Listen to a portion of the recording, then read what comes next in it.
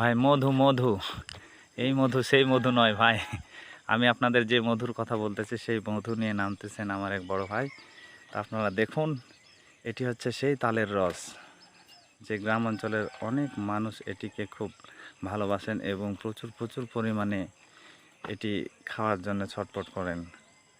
এই রস সেই রস নয়, সেই রস আমি আপনাদের দেখাচ্ছি, কই দেখি ভাই, দেখি দেখি, এই দেখেন। আহা, কিনা মধু দেখতে ঠিক একদম দুধের মতো সাদা। তো দেখলেন তো দাদা, আমাদের আমাদের একটু খাওয়াবেন না? আচ্ছা আচ্ছা, ঠিক আছে ঠিক আছে ঠিক আছে। তো ভাই দেখলেন, এই হচ্ছে সেই রস।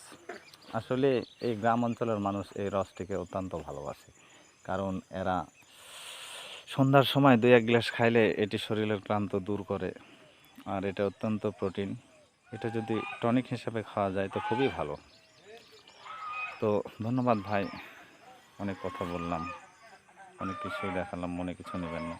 আমার ভিডিও ভালো লাগলে অবশ্যই লাইক কমেন্ট শেয়ার করে দেবেন। ধন্যবাদ সবাই।